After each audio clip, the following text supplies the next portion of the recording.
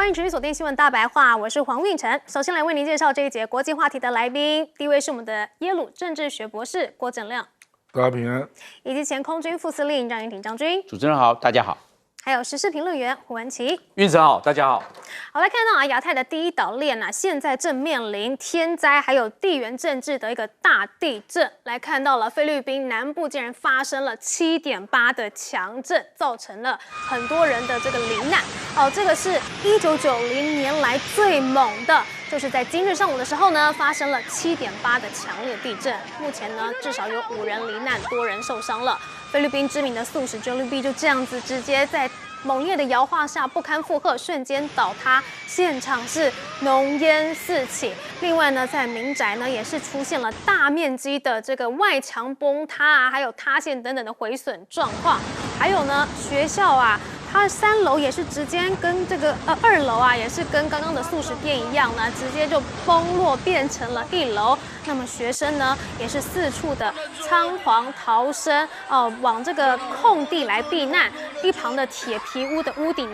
更是直接移平了。可以看到他们都已经这个坐在地上了，这个摇晃还是非常的剧烈，铁皮就直接这样子应声倒塌了。而且菲律宾的强震甚至呢也掀起了海啸危机包括日本气象厅呢，也是针对了沿海地带发布了海啸注意报截至当地时间的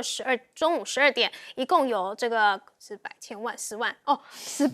万人收到了4级的避难指示。好，那这个高市早苗呢也出来紧急发声呼吁这个民众呢要做好防范的措施，不要靠近海岸在海中的人员呢也要赶快的上岸，并且远离海洋。好，所以呢日菲除了这个地理位置呢有关系之外呢，在政治上面呢，他们也想要绑在一块。我们来看到了，现在日本呢着手计划要强化东协的能源供应网，而且要优先支援菲律宾评估油储制度，计划今夏开始就要研究石油储备等议题。那么日经新闻就分析了，说日本展开支援的背景呢，是因为东协各国跟中国的经济联系日益紧密，而日本呢就有意要在能源安全保障领域上面呢展现跟中国不同的价值。不过还有可能呢是日本想要在马尼拉变天之前，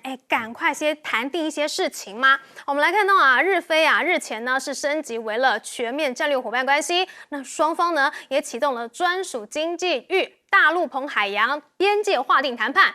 那这个直接把这个八重山位于围堵中国海军进入西太平洋的第一岛链关键位置。那么这次的谈判是被视为非常的有战略意义的，可能会进一步的压缩中国在第一岛链的这个活动空间就是因为呢，现在马尼拉这个菲律宾呢，小马可斯政权可能也有一点不稳了，所以赶快在他下台之前，先把这个定位给定好吗？不止如此，现在日本境内呢也是在举行最大的实弹演习。好，今天呢在静冈县举行了这个富士综合火力演习。今年3月日本呢在该地驻藏的长程飞弹25式高速滑空弹发射器呢也是一样首度公开了。不过呢，对于这个日菲的结盟，中国也准备好了。我们来看到了，现在共军对台第一线的第73级团军也换装红旗 F-16飞弹了。这个 F-16飞弹的射程呢，是可以跟美军的爱国者 PAC-2 相当，是可以射到台湾本岛的哦。好，而且它的电子战还有反导能力呢，也是接近了爱国者 PAC-3 的水准。拦截的射程提升至160公里，拦截高度可以到这个25公里的高空所以它的这个性能简直就是跟美军相当了。另外呢，来看到这个辽宁舰，现在卫星是欧洲的卫星呢，也拍摄到了这个在吕宋岛以东的海域呢，辽宁舰的清晰影像被拍到了。但是呢，它没有办法拍到辽宁舰编队全部的护舰船只，这说明了什么呢？可能是他们的编队采取了一个分散部署的战术姿态这就说明了辽宁舰编队在执行一次历时较长的远海部署任务不是像以前那样子要穿越一下宫古海峡就折返的这种短途能力这意味着他们的远洋部署能力呢越来越成熟了。好，而且呢，我们来看到之前通过这个西沙群岛的荷兰舰队，它之前通过了之后呢，中国也是大动作的驱离甚至说我们使用了电子干扰，结果呢，这个电子干扰据说是对方的通讯、路线数据还有雷达系统直接掐入瞎子、聋子的状态，这个呢会让舰上的人员处于一个极度恐怖的状态。好，所以显然对于这个西方的进逼，甚至是日菲的结盟，中国也已经做好了准备吗？我们请教亮哥。这个日本跟菲律宾的贸易额大概是220亿。中国跟菲律宾的贸易额是716亿，其实落差还是蛮大的啦那主要是因为菲律宾出口到中国是193亿出口到日本是102亿，其实也有点距离了。那中国大陆出口到菲律宾高达500多亿所以其实这次菲律宾你看它那个能源危机我们就看到中国大陆对越南还有菲律宾就给予他那个航空油的出口嘛，中国大陆本来是管制出口，后来决定放，不然越南跟菲律宾说有一些飞机都飞不起来了，没有航空油所以我不知道日本能够提供他什么协助了，我真的不知道日本的战备用油就3个月，而且日本坦白讲，它有很多的资源。它的储备额都有相当大的数量可是都是为了日本本身那这个我觉得日本跟菲律宾发展关系跟中国不一样的地方就是军事了，就是日本现在在方方面面嘛，包括军事情报，包括 RAA 人员准入都跟菲律宾签了一连串的军事条约还有出口武器，然后还包括这个有一些武器过期的，他就送给菲律宾这方面大概是独特的啦。可是你说要在经济上尤其他说有意展现与中国不同的价值，在能源安全上，我不知道他怎么弄日本也没有能源所以我不知道他怎么能源安全这个其实菲律宾搞不好还有一点能源，只是他可能没有开采得很好那当然菲律宾它的储备是不够的啦，它储备非常的低啦，所以这次立刻就碰到困境日本能够帮他的也许是帮他建立储油槽啦帮他新建啦，可大家不要忘了日本新建的价格一定是亚洲最贵的，因为日本的人均 GDP 多少钱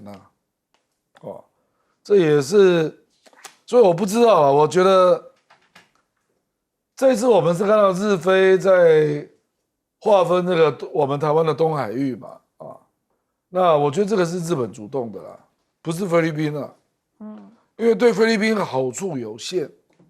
因为巴丹岛往上跟台湾接近的地方只有一点点，你不要忘记日本有一个冲之鸟冲之鸟那个在屏东台东的很外面的外海，所以日本是计算的啦，就是冲之鸟不是岛嘛，没有人承认它是岛，连菲律宾在2008年都否认它是岛，所以日本呢就在军事上给予菲律宾很大的协助，那希望来换得这一个海域的划界嘛，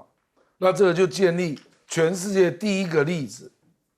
公开承认冲之鸟是岛，我觉得这个是日本人的算计了。那坦白说5月28号开会之前，我觉得台湾跟大陆都知道。因为南华早报登说台湾寻求能够参加，被日本拒绝。那中国大陆当然不可能承认冲之鸟是岛嘛，日本可以增加多少海域面积？43万平方公里，你去想一想。所以中国大陆当然不可能接受嘛，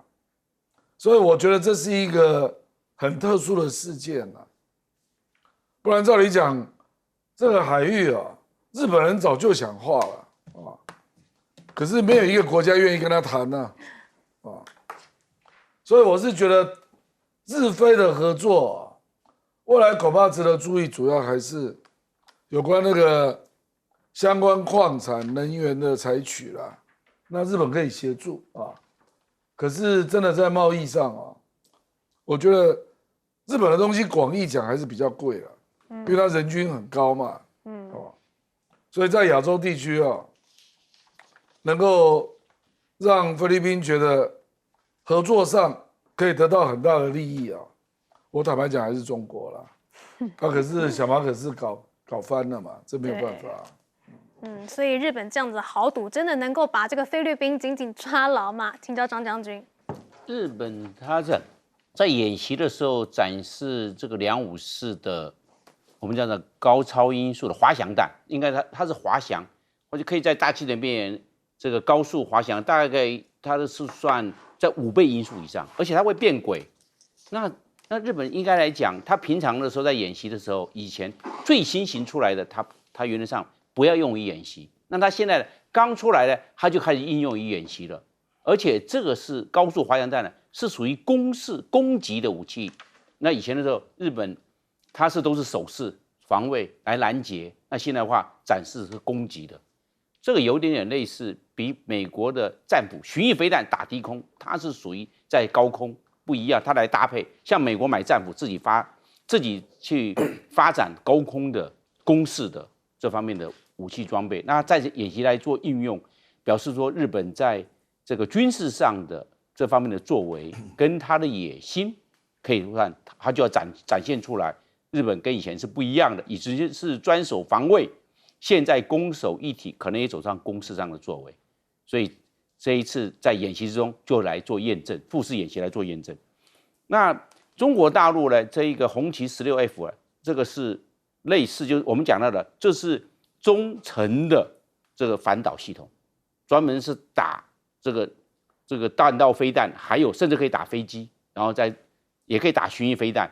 那它的这个有效射程是160公里，换句话是跟美国的爱国者飞弹大概相当。它的射高到18000公尺，那也大概跟爱国者飞弹相当。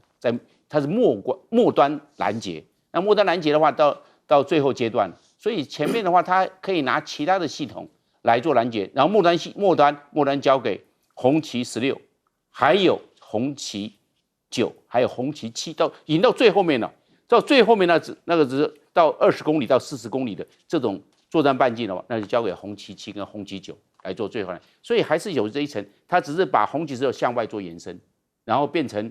这个3层的拦截，然后把这些反导或者是飞机来做有效的摧毁。那我们现在来看日本跟菲律宾这方面的合作，不管从军事面、从经济面或从政治面呢，都在全部的推展。那从军事面，今年2026的这个美国跟菲律宾的肩并肩也是日本正式派这个自卫队参加到吕宋岛去参加，这个是军事的层面。那在政治的层面呢，现在这一个在东海划界，日本跟菲律宾呢，把这个专属经济区啊，把台湾都划进去了，压缩到我们的渔权，压缩我们的台湾的专属经济海域都压缩到了，这政治层面的，你看他们多管并进。那在军事层面，不要忘了，日本这些太除的尤其是海军这个舰艇呢，有的是半买半送给菲律宾，有的直接送给菲律宾了，所以来强化菲律宾的国防。毕竟菲律宾的国防预算非常少，每一年也只不过54亿美元，太单薄了，要靠日本来支援。好，你穷，让日本来给，是这个样。所以在军事方面还有政治方面，那经济方面呢？现在日本自己是不产油的，85%能源全部是进口。那现在还帮菲律宾这个战备储油来支援菲律宾，所以这是已经到了经济层面。所以从军事、政治、经济层面呢，日本跟菲律宾呢两个密切的互动，将来还会更进一步。所以真的可以看得出来，日本对菲律宾非常的积极啊。请教文琦哥。我应该这样讲啊，先从这个地震啊，我觉得就天地不仁，以万物为刍狗。我们当然是哀悼这些逝者已矣的这个地球村同胞，当然也更值得我们大家好好想一想，我们那些老旧房屋的一些改建。不过回过头来，我们来看国际政治新闻的话，我觉得看到日本好像是哇，他大喇喇说要所谓的最优先支援就是菲律宾这些啊。我坦白讲，如果用台湾话，还叫做放屁安高薪啦，有点口惠而实不至。我必须讲。当你看到所谓的与中国不同的价值，我跟运成讲，你有没有觉得又有一点沈博阳体那种废话体？你刚刚在跟我讲生态系，因为我们清清楚楚的知道，日本确实自己本身车价的波高啊，它本身就是一个大量人员的进口国，否则如果他真心的要去帮菲律宾的话，我坦白讲，也许蔡英文的战略石油储存厂的史瓦蒂尼或许是一个范例，因为你如果回去看这个新闻哦，感觉上他好像真的要帮。这个菲律宾，可是当我去 Google 了这个整个完整的新闻的时候 ，JICA 它是外务省的一个单位，它基本上不是提供石油给，就是万一你菲律宾欠，我就提供你什么石油啦、航空油油，不是，它是说我帮你做先期的调查，你的油的设施怎么样，基本上就是纸上作业。如果你知道菲律宾一想，哇，原来你搞的是这些，所以我觉得这为什么我会说是口惠而实不至，这就是真正的原因，因为那是玩假的，只是先期的一个作业。第二个，你看到所谓的第一岛链，当然我很不想要再讲这些，这是一个过往我们说冷战时期，套句蔡英文讲的时空环境不同，你到现在以中国大陆实际军力的这种所谓跨代式的一个进步，不管是所谓的宫古海峡、金青海峡这等等，基本上它早就跨过了。所以这个我觉得你的战略的目的，你要先搞清楚自己的能力。至于我们回过头看到说他要帮菲律宾，我坦白讲，我还是要奉劝一下我们的这个高市长，我请导播 take 一下啦。当然，我承认他很认真啦，所以他一直希望能够恢复所谓自由开放印太，也就是我们讲安倍晋三10周年，他也是在执行所谓岸田文雄的这个亚洲所谓的 Power Asia 这个能源计划，他确实很用心。可是我觉得他全部在玩一个小花招，就是说他也没有注意到，其实菲律宾这个国家，我必须讲，如果我讲比较不好听一点，是一个机会主义者，一个杜特地啊，一个所谓的小马可仕，所以他们在反中挺中，其实是一直在摇摆的，每换一届就不一样。所以我觉得日本人似乎也没有搞清楚，其实菲律宾要的跟他能提供的是两码子事。因此，当我再回过头再看到所谓的刚刚将军讲的254，坦白讲。它当然是很进步，是一个攻势型的武器，所以我们讲说，不管是在所谓的甚至所谓滑翔有到攻击也可以到3000公里，但是我为什么他这一次没有实弹演射？是马是驴，66就知道这种东西还是必须经过实际的验证。至于我们讲的红旗16，我们之前已经讲过了，红旗16基本上弥补之前红旗7的近程防空，红旗9的所谓的中远程，所以它的进步，我觉得我们要去学习。可是今天对我们台湾来讲，一个最重要的，我觉得是一个在这个所谓荷兰潜舰又聋又哑，它让你的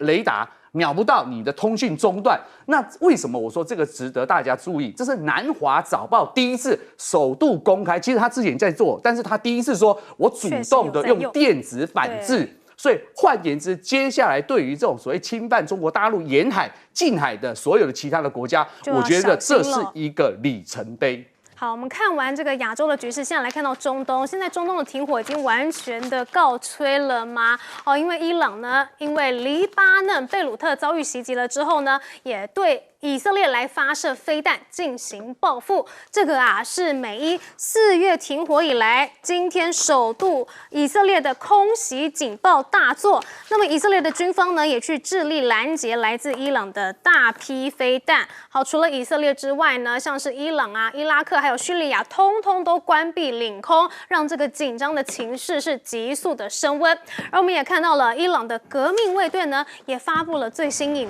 片，来对以色列发射飞弹的画面纷纷释出了。好，这个是伊朗向以色列发射了多轮的飞弹，要来回应什么？回应以军呢升级对黎巴嫩的军事行动。而至于卡在中间的这个约旦呢，他们也是要求这个美国的国务院通报说有飞弹、无人机或是火箭已经进入领空了，所以呢，美驻约旦使馆呢也要求大家就地避难所以看起来呢，局势是急速的升温的。而且呢，伊朗现在呢也正在把商用飞机从德黑兰机场都转到全国的其他机场，这很有可能呢就是认为以色列会反攻了，所以他们赶快来进行一些防范。那以色列真的要反攻了吗？我们来看到川普出来了，他警告纳坦雅胡说：“你不要轻举妄动哦。”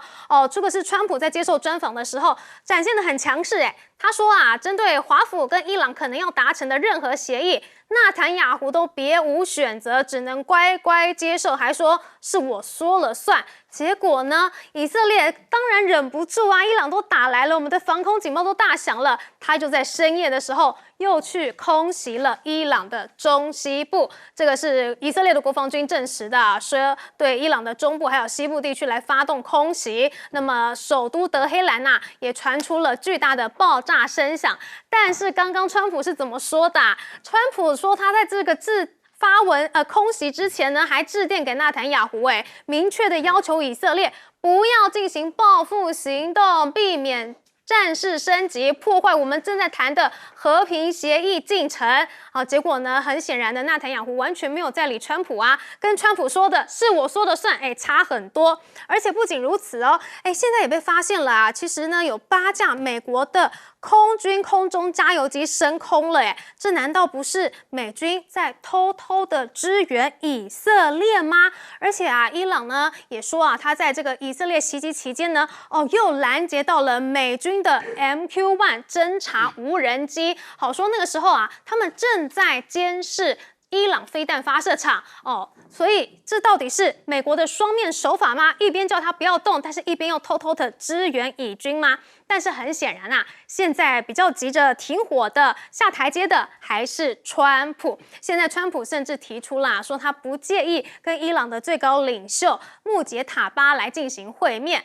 结果呢，人家有要见你吗？穆杰塔巴的这个军事顾问就说会面是不可能的。川普在赢得伊朗信任的方面呢，做得不够，那这也是为什么谈判陷入僵局的原因。但是刚刚说到了嘛，川普应该是比伊朗还要急啊，因为他接下来就有什么期中选举了。那么就连过去长期不愿公开违逆川普的共和党议员呢，近期也都在战争的议题上面接连的与白宫切割，显示呢，共和党内部对于川普的议程的服从度都出现了松动，而且川普压力山大到在这个接受专访的时候，直接跟主持人杠上。这个是川普在 NBC 会晤新闻界的专访之中呢，跟主持人因为一些敏感的问题发出了一些羞辱，然后甚至呢是出言辱骂，然后最后呢是提前结束专访，起身离席啊。所以川普的愤然离席，似乎也是证明了他的这个强人的这个形象呢，威信呢已经荡然无存了吗？我们来请教亮哥。川普最近几乎都是每日一骂表示所有的事情都不顺心事实上，最近国会不是有个表决吗？就共和党跑了4票，215票通过嘛。就是川普如果要发动对伊朗的下一波战争，要先跟国会告知所以坦白说，他现在已经捆手捆脚了啦。所以他现在对伊朗的战争都只能够做什么？做自卫还击就被打，然后他回手打一下。可是稍微具规模的攻击行动，国会已经把他捆住了那我觉得他要管以色列根本是天方夜谭可是以色列如果不是用飞弹攻击而是用战机攻击，这个美国没有帮助，实在不太可能。因为以色列飞不到伊朗1200公里你可以没有空中加油机协助吗？你可以没有雷达站协助吗？所以具体要看以色列是怎么打伊朗的。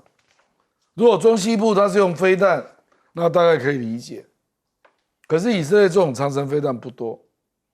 所以打得有限那如果他是用飞机攻击，那美国没有帮忙，没有人相信没有人相信我觉得纳坦雅胡有他自己的利益因为纳坦雅胡目前如果改选一定输的啦。目前大概只能够拿到50席左右。以色列的国会是120席啊，10月就要改选所以纳坦雅胡目前有一个很私人的利益就是不要让战争结束，而甚至要让战争扩大。所以以色列的军队直接打到黎巴嫩的利塔尼河，1978年来这个都是口号，结果现在实现了。他直接打到利塔尼河。以色列本来只有占领黎巴嫩南部的缓冲区这个面积差多少你知道吧？差7到10倍而且利塔尼河是黎巴嫩最重要的河流，以色列是打算不走了吗？那个河水要拿去用吗？我跟你讲，这个东西伊朗绝对不能接受。所以我认为如果以色列不从利塔尼河撤军回到原来的黎南的缓冲区这个战争很难结束了。这等于是新的变数。那川普能够处理吗？我严重怀疑，没有办法处理，因为纳坦雅胡显然就是希望真主党去打以色列这样就可以让这个战争可以不断进行，甚至选举都可以再延后。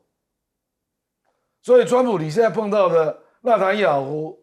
根本就在计算自己的政治利益还有政权的利益了。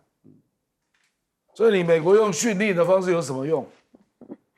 我就不相信你拿得出办法。如果摩萨德掌握了爱泼斯坦的档案呢？到时候不知道谁丑了。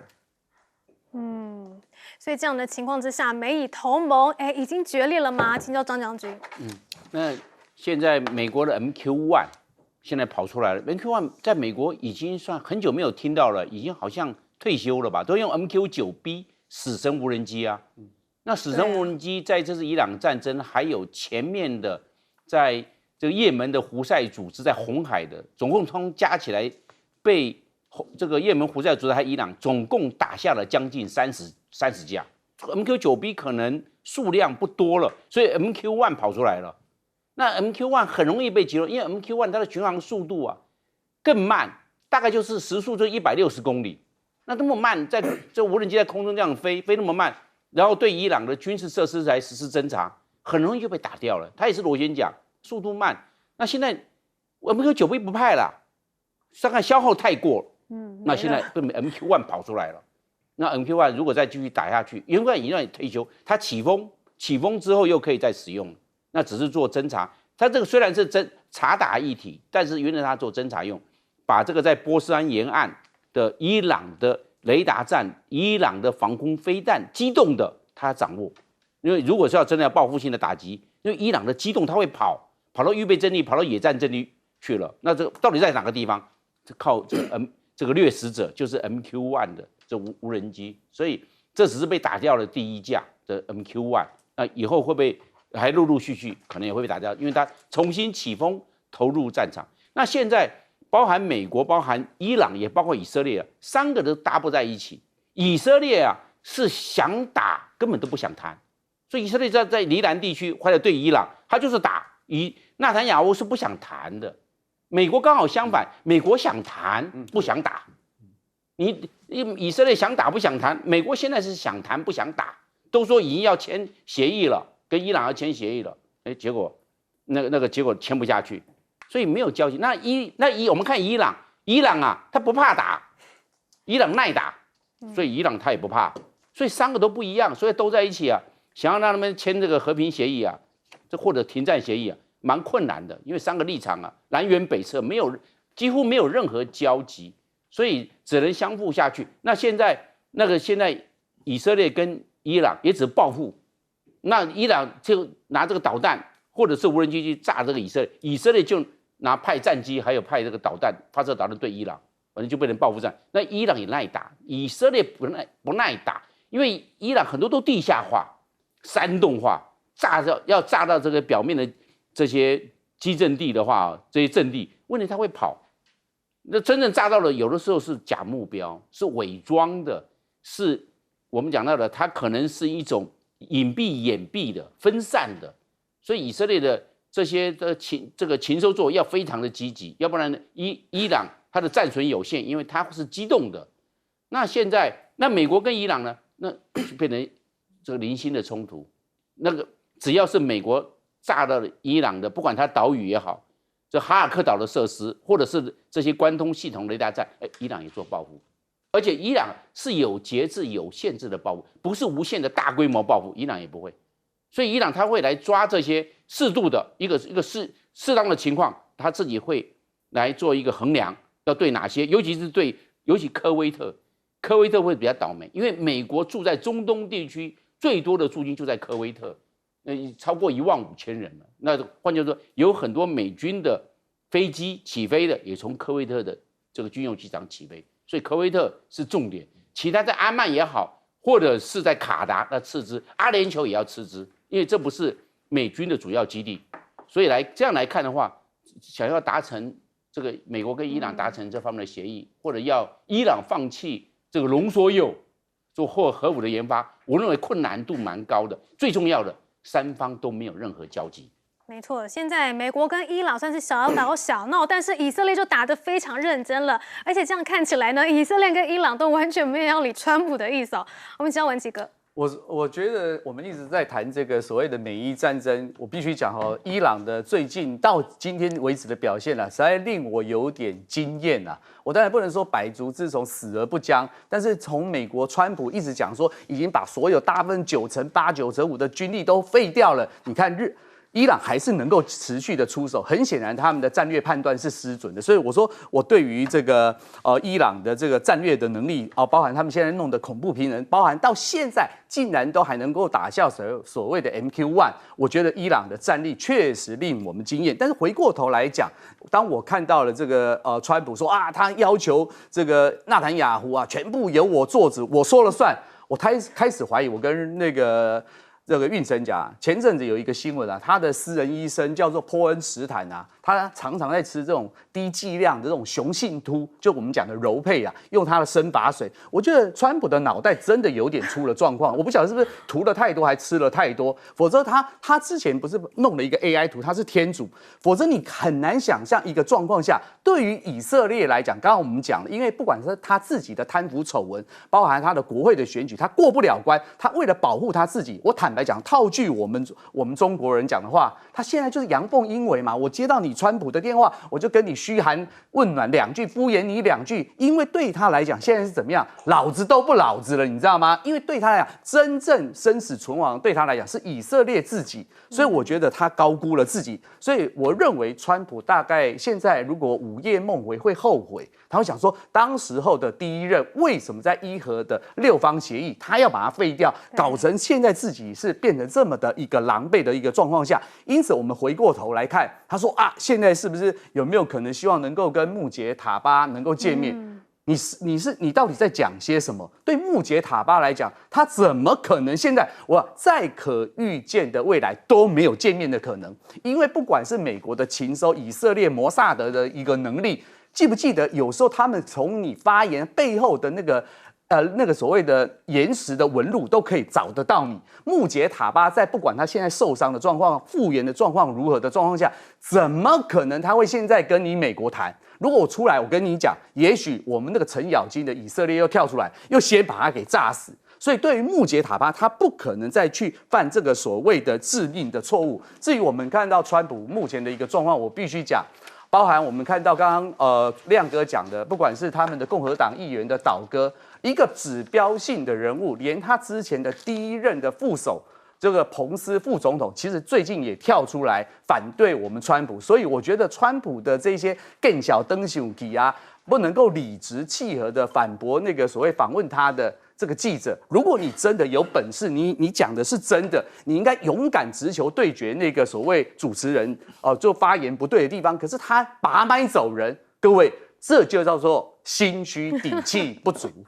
好，所以现在美以同盟看似吹了，那么现在中朝铁杆呢，正在越来越紧密哦。习近平呢，今天上午呢访问自北京启程，中午呢抵达了朝鲜、北韩，要展开7年来首次对北韩的国事访问。那我们也可以看到啦，现场呢北韩的国旗还有中国的5星旗飘扬，画面也拍摄到了北韩护卫队骑着白色摩托车，以及这个北韩军方仪队的画面。那我们也可以看到呢，金正恩夫妇呢就在机场亲自迎接习近平。但是这个画面释出了呢，都只有拍到金正恩夫妇啦，是没有拍到习近平的。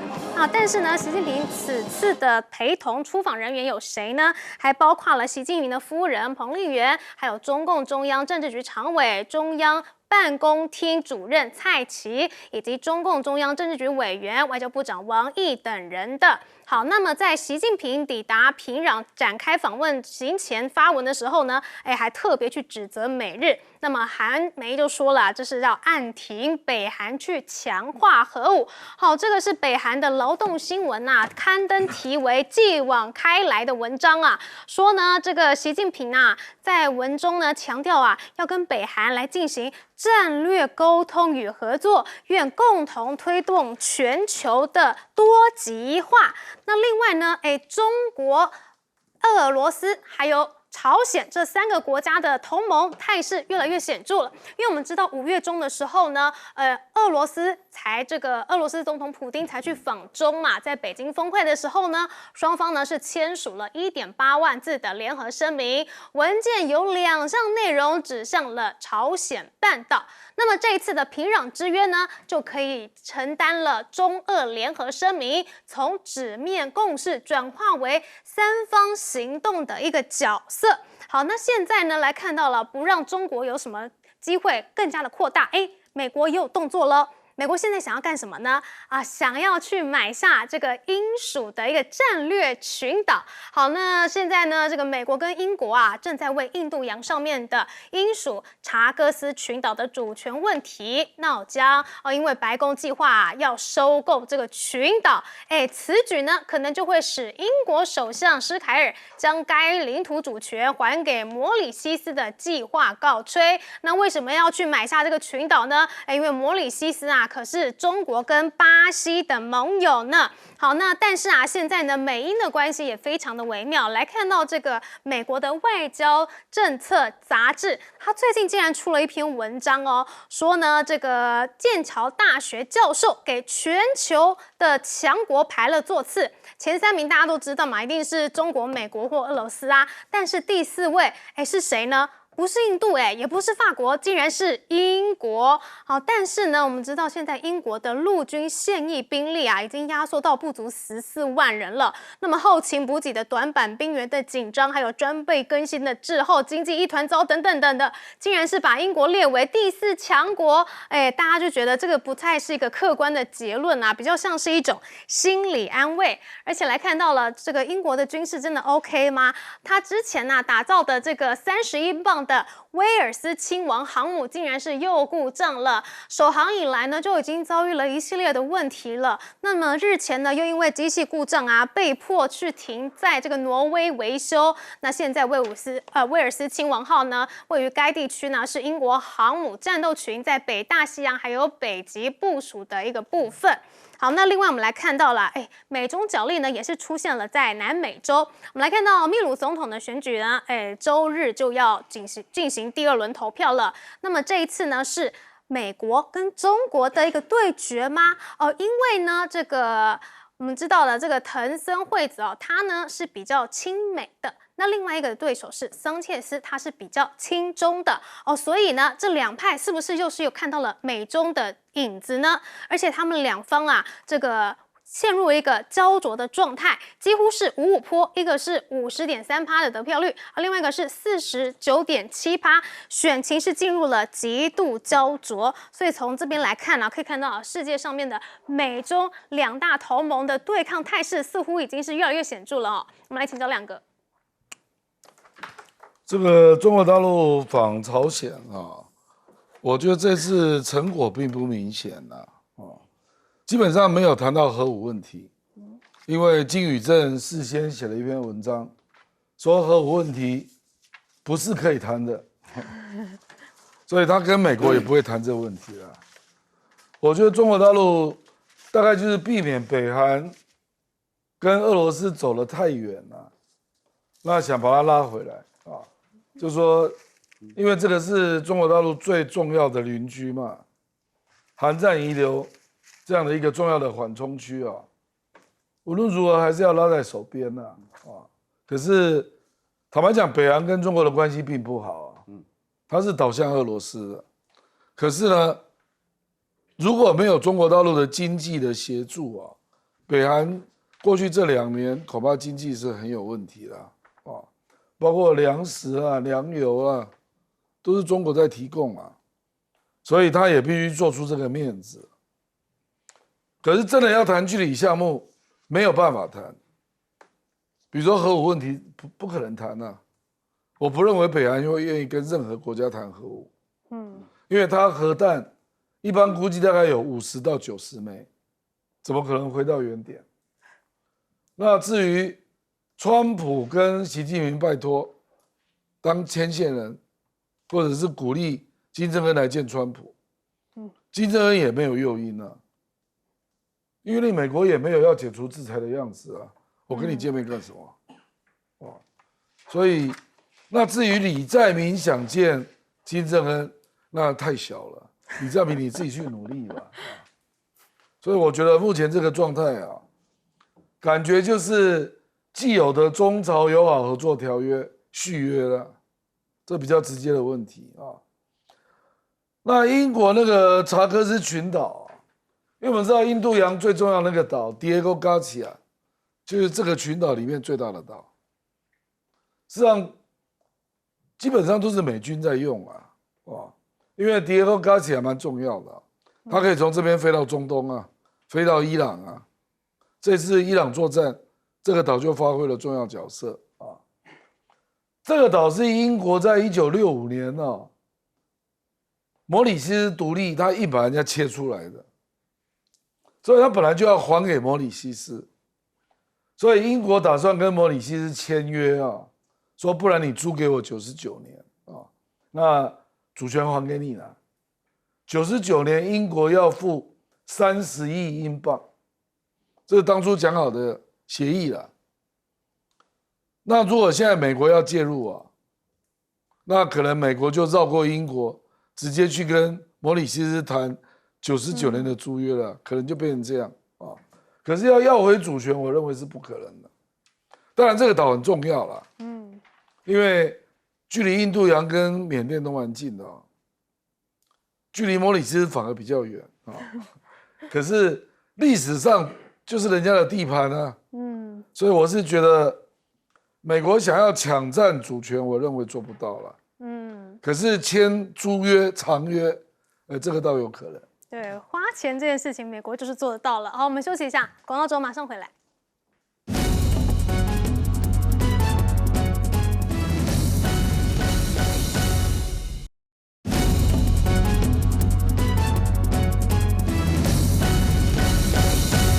好，美军现在也想要巩固印度洋了吗？请教张将军。因为这个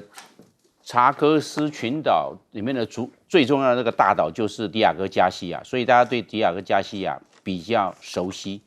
这个就在印度洋的中间位置，距离印度半岛印度上1900公里，所以它位置很棒。那这个东边的话，那个距离澳洲、印尼还远呢；那西边的话到非洲也很远，它刚好位置刚好在印度洋中间。这个位置，其他的国家想要进犯非常困难。我们看伊朗好了。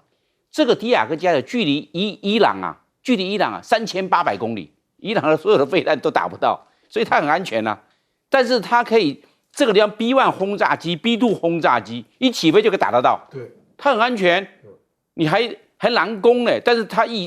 容易攻击别人，别人攻击它很难，它很容易攻击别人，所以这个战略位置，那美国看到这一个地方，这个整个查克斯群岛啊，这个总共是56平方公里。迪亚哥加西亚这个岛32平方公里，都还蛮大的。你不要以为它是个整个岛礁、整个珊瑚礁，不是哦，它的岛是蛮大的哦。尤其是迪亚哥加西亚这个主岛，就占了一半，32平方公里。所以他看它这个机场的跑道那么大，停轰炸机可以停很多，还包括可以停空中加油机，可以停空中预警机。所以这个方面的话，这是个战略位置。川普是看到了，川普看到要怎么样去下手，他只要是好的东西，他就想下手。然后另外一个，我们来看啊，这世界的3大军事强国，美国、俄罗斯、中国大陆都不一样，他们所谓军力强大，美国是以战养战，经常打仗，阿富汗战争、伊拉克战争、波湾战争，现在伊朗战，他以战养战，打了仗之后，他一直在做军工获利，一直卖武器，所以他是以战养战的，继续保持强大。那俄罗斯是靠核武，它核武5000多个单位，是全世界最多的核武单位，可以毁灭整个地球，5000多个单位，它比美国都还多，所以俄罗斯靠核武啊，它是称霸，它地也大，不怕人家打。核武是看谁的地大，还有谁的核武的数量多，它核武数量最多，俄罗斯1700多万平方公里也最大，大家来梭哈，大家一起来 all in， 所以俄罗斯称霸，所以前3名。那中国大陆是持盈保泰，到这个陈越战争结束后啊，40多年没打过仗了，都在生养繁息，都在做研发。那现在他一直在搞这些机器人、无人机，变成无人化，所以他在这一方面是有评估每一个状况是不一样的。对，所以英国竟然是第4名，真的是跌破大家眼镜了啦。好，我们休息一下，广告中马上回来。